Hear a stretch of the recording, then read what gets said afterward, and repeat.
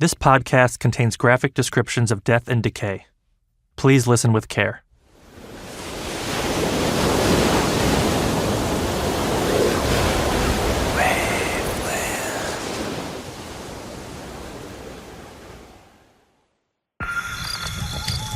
Campsite Media. Sheila Manis came to know death at a young age. She was born in Murray County in northwest Georgia, and she was the youngest in her family, so she was spoiled as a kid. But she had to grow up fast. My mother died when I was 15. She had a heart attack. 3 years later, my dad drowned. I was 18. The thing of it is, I'd been raised that, you don't just lay and wallow. You move on, pick up, make the best of it. Sheila and her brother got jobs and bought a house together. She was 17 when she had her first daughter. I was going to raise her. I didn't need a man. That's the way I was raised, independent. Death shapes us all. It brings families together, or rips them apart. Death can rob you of stability, or grant you new freedom. For Sheila, the deaths of her parents intensified her independence, but also made her protective, loyal. In 1979, Sheila was working in hospice care while finishing her nursing degree. One of her patients set Sheila up with their son. Oh, she kept saying, I've got this good-looking son. You're just going to have to meet him. He's coming in. Well, he came to see her that day, and I thought, well, he's not bad. I need some work with his clothes. I can fix that, His name was Ira, and he was an Army Ranger. He had brown hair and blue eyes and a slight hint of a mustache, and Sheila thought he was cute. Just like Sheila, Ira had become fiercely independent after a tough childhood. But their mutual independence added up to good chemistry and good dates. Sheila and Ira got married 6 weeks after they met. Sheila was 19 and Ira was 22. They had 2 children and raised them together with Sheila's daughter in a house in Chatsworth. Ira got a good job at the Department of Transportation, and Sheila was soon able to stay home like she wanted to. In his free time, Ira liked to deer hunt. He used a .30-06 rifle and later a muzzle loader that Sheila got him. She actually got him a kit, and he had to put the muzzle loader together himself. He told Sheila he liked it better that way, because he built it. Ira was a Hershey Kiss nut. He would buy a huge bag of them to eat while he was sitting up in his tree stand, watching for deer. But he didn't want to make that rattling sound.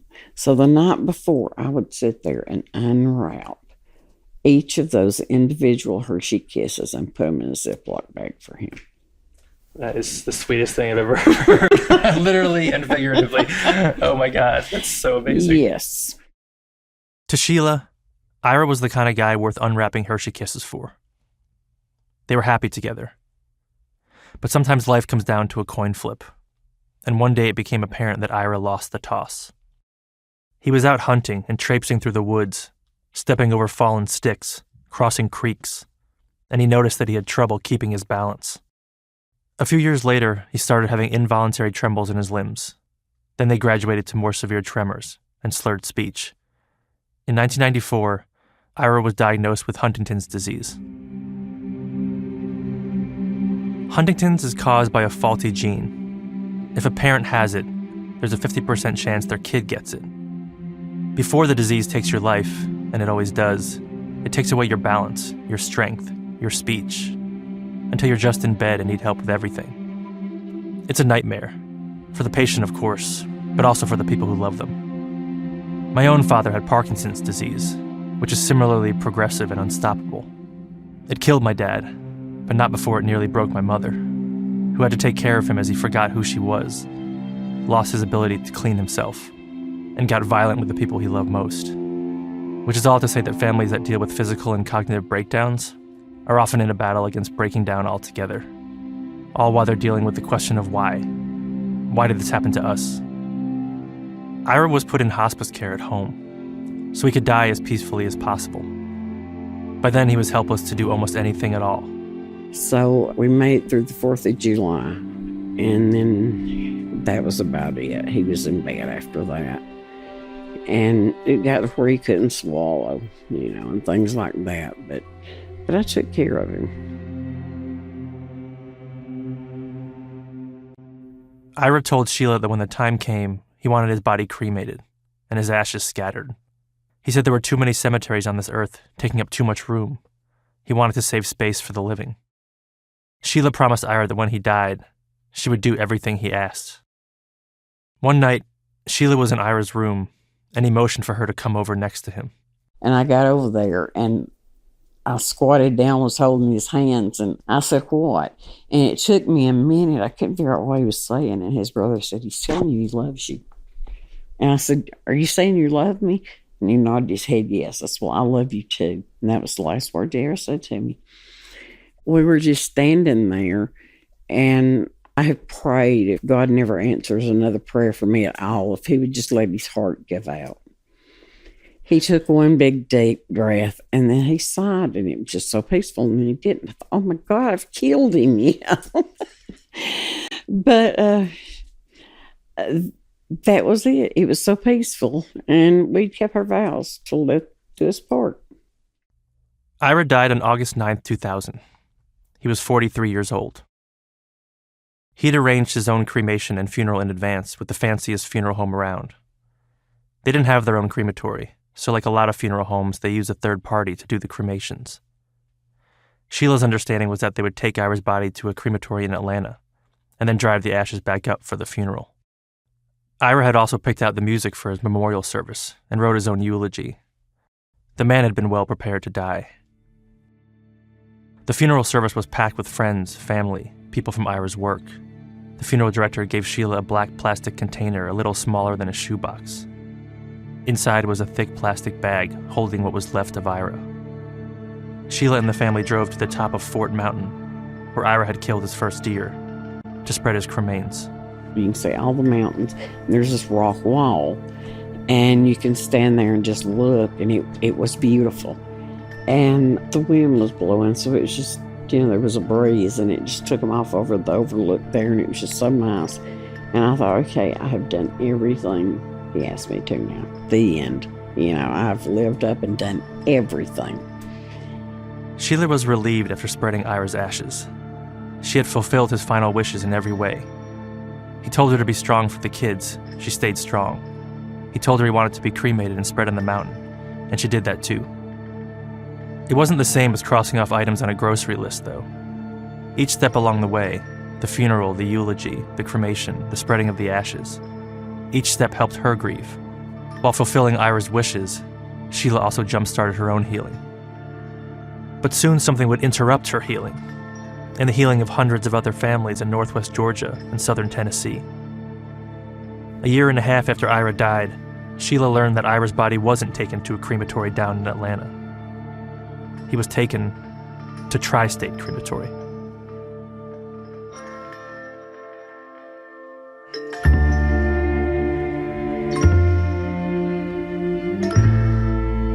From Waveland and Campside Media, this is Noble. I'm Sean Raviv. Episode 3, The Vaults.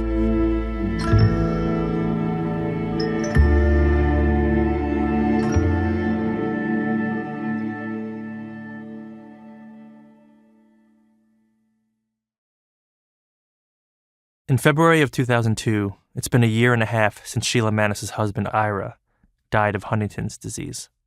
Sheila is still grieving. Ira isn't in bed next to her when she goes to sleep. He isn't around to play with their grandchildren. There are no Hershey kisses to unwrap before Ira goes deer hunting. But Sheila has found some peace, some sense of moving on from Ira's death. One evening, Sheila is home by herself. She's got the music turned up while she vacuums, but she hears a knock on the door. It's her neighbor.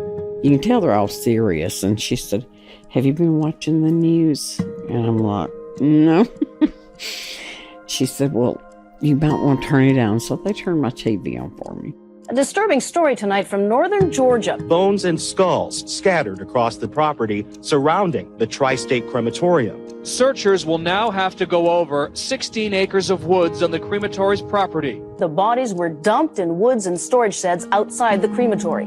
Residents of the town of Noble are in shock tonight. The local coroner said, "Think of the worst horror movie you've ever seen. Imagine that," he said, 10 times worse.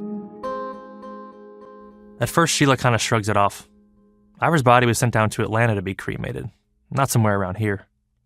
The funeral home that arranged it never mentioned a place called Tri-State Crematory.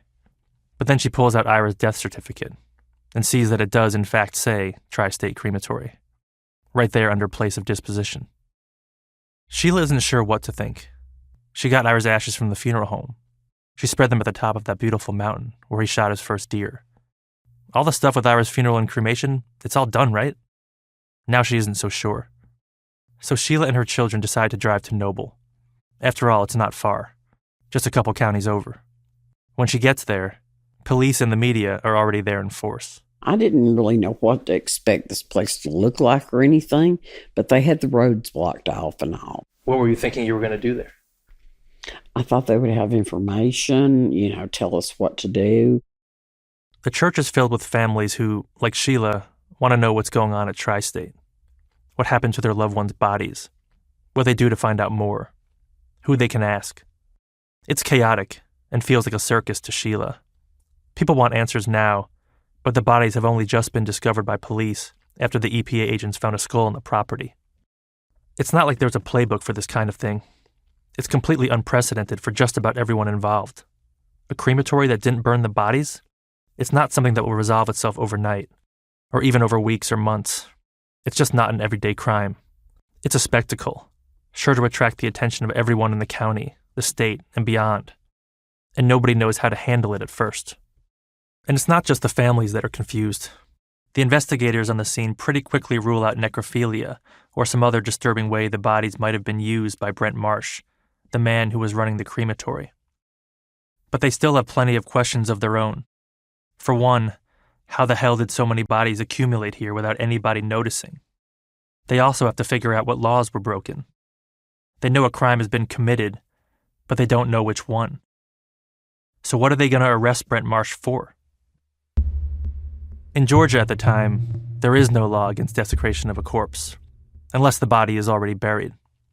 So grave robbing is a crime, but there has to be a grave first. For the most part, the bodies sent to Tri-State have come straight from a funeral home or a hospital. So technically, Brent hasn't broken any specific law related to corpses. After much discussion, the district attorney settles on a fairly banal charge of theft by deception, a charge they might use against someone who commits insurance fraud or identity theft. They basically charge Brent with lying to his customers. The owner of a facility for cremating the remains of the dead in the rural northwestern Georgia town of Noble is under arrest after investigators found decomposing bodies all over the property. Brent Marsh has been charged with theft by deception for not performing cremations that were paid for. We do expect, as further remains are identified, that there will be further warrants taken. Brent Marsh, the 28-year-old Rotary Club member, is arrested on a Saturday, the day after the initial discovery, on 5 counts of theft by deception. 5 because that's how many bodies the police can identify straight off, from a body wearing a hospital ID bracelet, or somebody unseen just recognizing them. Greg Ramey, the special agent with the Georgia Bureau of Investigation, the GBI, comes to suspect other members of the Marsh family of wrongdoing too. But at the moment, there's no clear evidence or reason to charge them. The news is on TVs all over Georgia and the country and abroad. Noble, this place without a single restaurant or traffic light, is suddenly a topic of conversation around the world. You're looking at the aerials now, the crematory site here, northwestern Georgia, location about 85 miles north of Atlanta. As far as calls on the 1-800 number, it looks like we're getting over 600 calls daily. We've had people call us as far as Canada. This is such an intense case of intense public concern and interest. We're making commitments today for a long-term operation up here. It's a very expensive operation, ladies and gentlemen. The cost is going to be staggering, but certainly not to what it is to the families who have lost loved ones and have loved ones here in Walker County. Everyone in Walker County turns their attention to Tri-State Crematory. The director of the Georgia Emergency Management Agency estimates that the search and recovery of bodies will take 8 months and millions of dollars. The FAA establishes a no-fly zone over the property to keep away the media and the public. Georgia's Democratic Governor, Roy Barnes, visits Walker County and flies over the Marsh property in a helicopter. He declares a state of emergency in the county, and in a letter to President George W. Bush, the governor says that the Tri-State incident is, quote, of such severity and magnitude that effective response is beyond the capabilities of the state. Basically, he says he needs some federal help down here. Before the ink has even dried on Brent's arrest warrant, Governor Barnes accuses him of, quote, depravity, and says the state will use its full power to prosecute him. Brent makes bond after his first arrest on Saturday, and then on Sunday he's arrested again, this time on 11 new counts of theft by deception. And again, Brent bonds out of jail.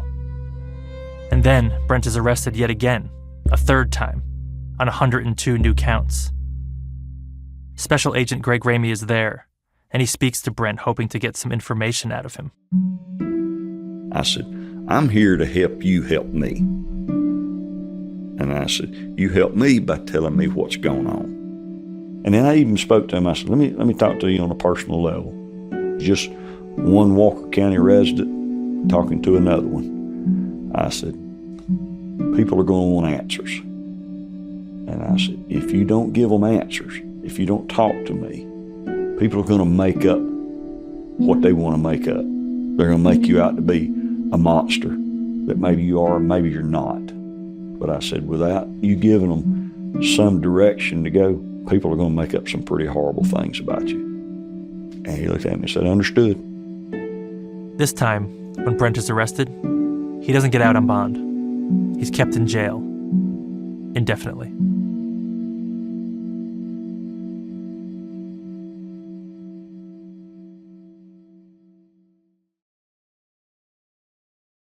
Over the first few days after Greg Ramey and other officers first discovered bodies in the Marsh family property, even as Walker County and the world really are descending on Noble, Greg stays focused on one thing: a morbid and gruesome search for every body and body part on the property, whatever state they're in. They have to be thorough, because it's not like looking for a missing piece of jewelry. It's not a situation where you can afford to miss something. If a body is there, you have to find it. We're looking around seeing 30 plus bodies here going, holy cow. We got, our first concerns are, we're hoping that it's contained to this. In the back of your mind, you're going, I know it's a lot bigger than this. The property is big, 16 acres, including a bunch of buildings, trailers, cars, hearses, a lake, piles of junk, all sorts of equipment, old and new, and acres of dense woods. It's one of those properties where there's stuff everywhere. Not quite a junkyard, but some parts of the property have lots of junk. There are 1,000 places a body could be hidden. So when Greg and dozens of other officers return to the Marsh property, they split up into teams of 3. They carry radios, and after they find a body, they message a single GBI agent who's in charge of doling out the numbers. That way you don't end up with 2 body number 31s or 2 body number 25s or whatever. So one person issuing the numbers for the body. So when somebody say, hey, we've got a new body, okay, your next number is number 27. Photographs are taken, that body's identified just as body number 27. The GBI agent giving out the numbers takes notes about where the body is discovered.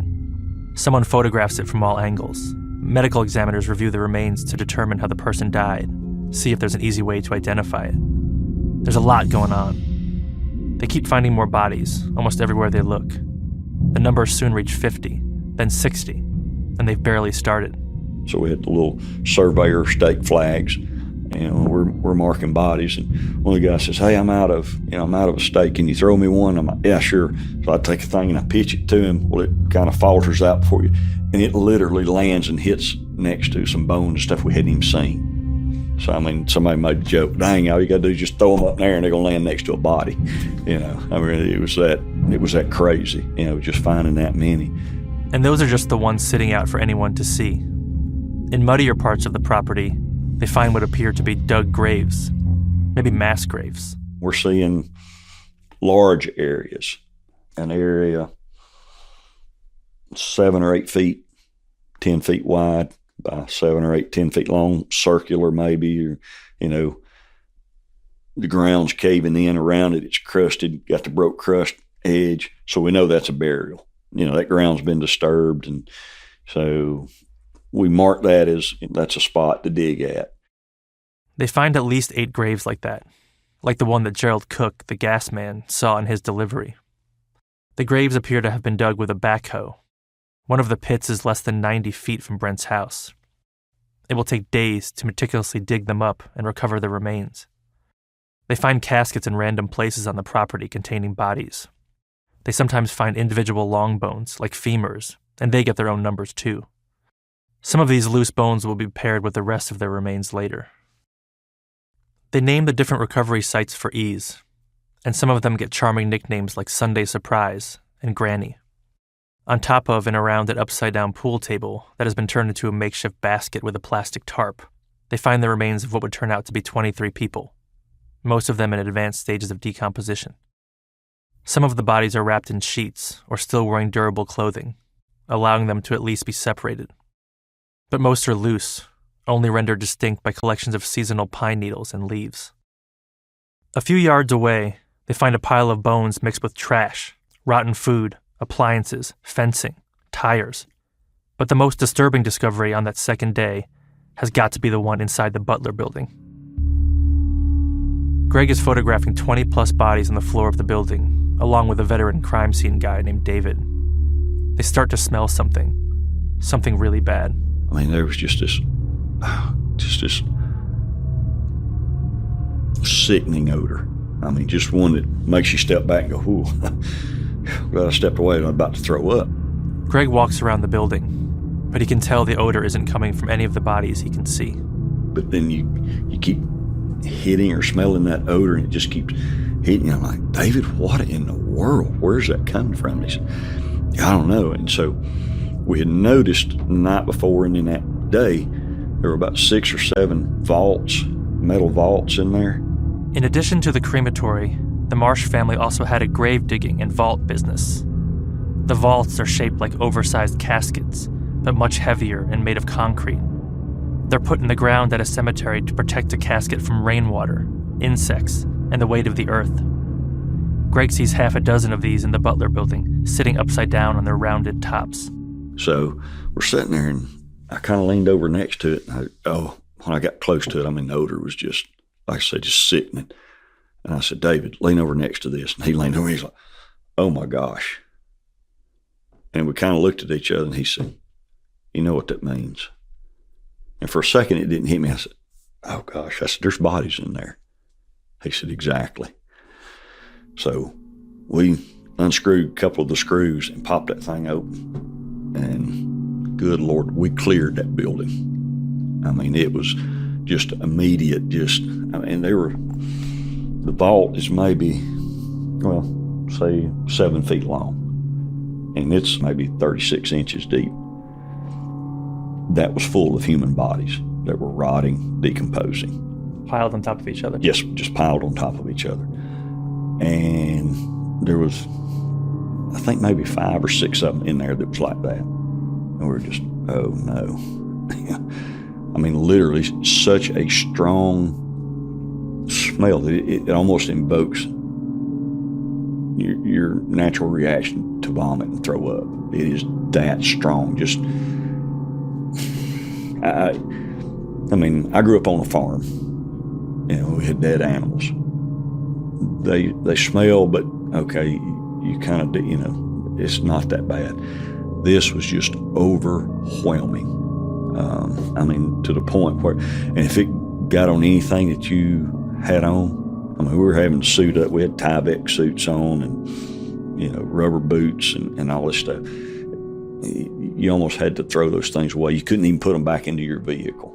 You know, if you had those boots on, you went and got in your vehicle, it was like, it's going to be there. The numbers are a bit fuzzy because some of those found are just partial remains. But by the end of day 2, they've got at least 90 bodies, plus a smattering of loose bones. But Greg still has no idea how many more bodies there are, or for how long they've been there. Some are clearly fresh, but a lot of them are skeletonized. Greg has to eventually figure out how long these bodies have, literally in some cases, been piling up. That isn't something that can be determined by searching on its own. To try and get some answers, he needs to speak to the funeral homes. Tri-State Crematory is mostly a third-party cremation business, which means that funeral homes in the tri-state area charge their clients for cremations and then contract the actual work of burning bodies to Brent Marsh. He usually picks up the bodies from the funeral homes or hospitals himself, takes them back to Noble and burns them in his furnace, and then brings the cremains to the funeral home. So Greg has his people start calling up nearby funeral homes to get lists of people who they sent to the crematory and find out just how many were sent there, and to try to figure out if the funeral directors know what's been going on at Tri-State. Because you don't know what the involvement is. You don't know if those funeral homes are in cahoots with him. Are they working alongside of him, knowing this is going on? Or are they totally blindsided by this? The answer comes back pretty quickly. The funeral homes are blindsided. Or at least that's what they say. Greg discovers that Tri-State is the cheapest and most convenient crematory around. Tri-State was serving dozens of funeral homes all across northwest Georgia, southern Tennessee, and even a few in Alabama. Brent would drive 100 miles to get some of these bodies, and then 100 miles back, just for a couple $100. He wasn't getting rich off this. The crematory was founded by Brent Marsh's father in 1982, and some of the bodies look like they could go back that far. They're skeletons. Brent only took over the business from his dad in 1996, 14 years later. And so this thing at Tri-State that truly seems like it can't get even worse somehow gets even worse. What if Brent Marsh isn't the only one to blame for what happened? What if the whole Marsh family is involved? And what if the bodies have been buried and piled on the property not for years, but for decades?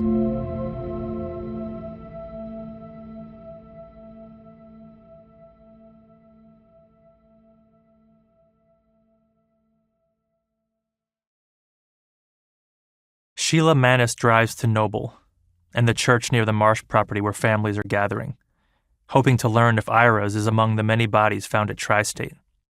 But she leaves without learning much, except that everyone around her at the church is as confused and angry about this as she is.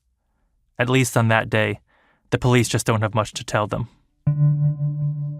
But the little information that has gotten out is already doing a lot of damage.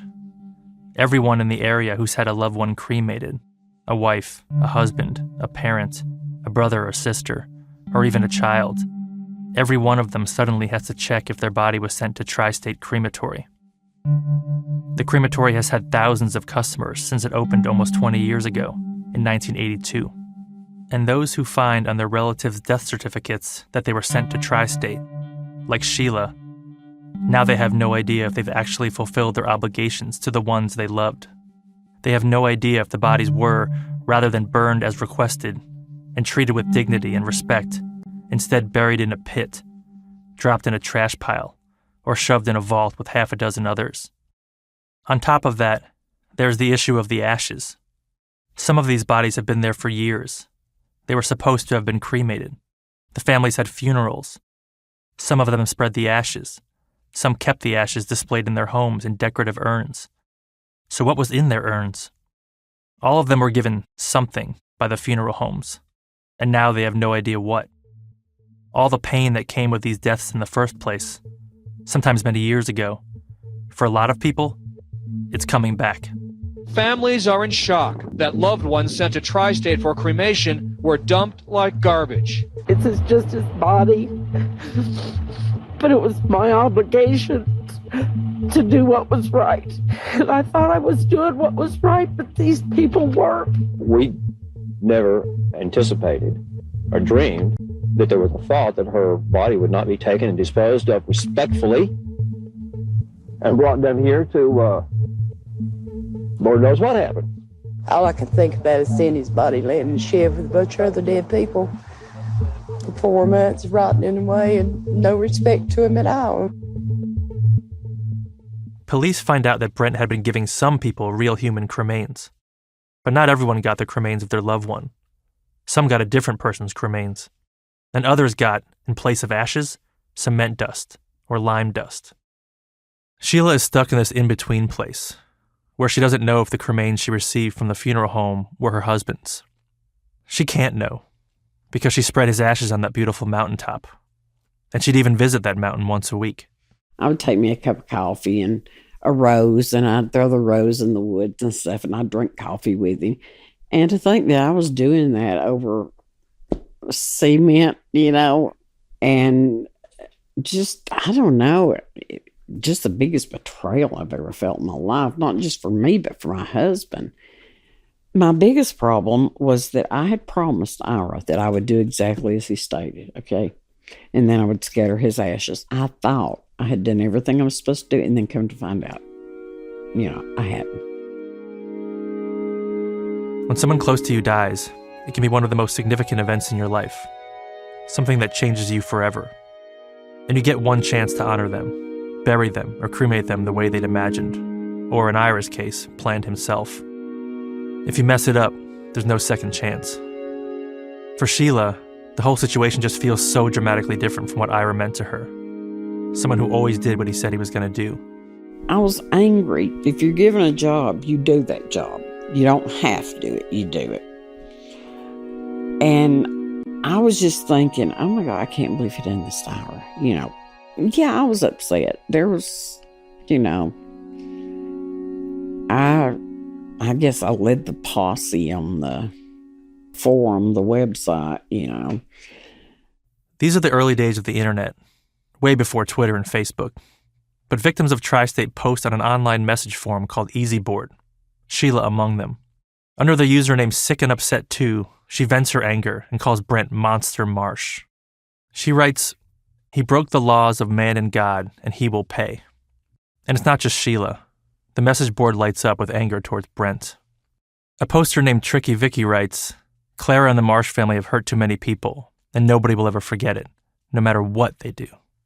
Another poster says, "I think he deserves to rot in hell for what this man has done to everyone." But the message board is also a place where victims like Sheila band together and exchange messages of support, give each other updates on the investigations into their loved ones' bodies. When Sheila posts about all the stress she's feeling, a user called It's Too Crazy writes, "I know this month will be very difficult for your entire family. You need your strength, so please take care of yourself." Another day, a poster writes, "There are days I come here because I have nowhere else to turn." We'll come back to Sheila and Ira later. Like a lot of the other family members, she would have to be patient, to somehow sit around and wait until investigators like Greg Ramey do their job. Greg grew up in Walker County and lives there, is raising his kids there, so he's not just dealing with people he can remain cold and detached from. He already knows a lot of the families, the ones waiting to find out if their parents or sisters or brothers are lying in the dirt at Tri-State. There was so much emotion about this thing. Some folks had gone through a good healing process. Some folks had dealt with it. Their loved one had died of cancer, old age, car crashes, whatever. Some, it was very new, very fresh. Some hadn't dealt with it at all. Even though it was 2, maybe 3 years, it was still just like ripping a big scab off your arm and just tearing your heart back open. There's something like a mob who want to come after Brent, even as prosecutors for the state target him. Others plan to sue the Marsh family for everything they've got. As the police continue to search for bodies, Brent will soon face hundreds of lawsuits and hundreds more criminal charges that could have him in prison for the rest of his life. But some sliver of hope for Brent comes in finding a lawyer, and not just any lawyer. The best damn lawyer in Northwest Georgia. A guy who has no problem taking hits for his clients. She was caught trying to smuggle a sword into the courtroom, disguised in a cane. So I may have been the first lawyer since the 1700s to get run through. That's on the next episode of Noble.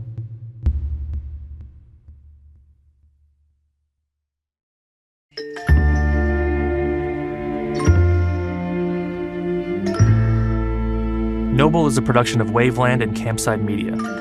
Noble was reported and written by Johnny Kaufman and me, Sean Raviv. Johnny Kaufman is our senior producer. Sierra Franco is our associate producer. Editing by Jason Hoke, Johnny Kaufman, and Matt Scher. Fact-checking by Kaylin Lynch. Sound design, mixing, scoring, and original music by Garrett Tiedemann. Our theme music is La Lucha es una sola by the band Esmerine. Campside Media's operations team is Doug Slaywin, David Eichler, Ashley Warren, Destiny Dingle, and Sabina Mara. Jason Hoke is the executive producer at Waveland. The executive producers at Campside Media are Josh Dean, Vanessa Gregoriadis, Adam Hoff, and Matt Scher.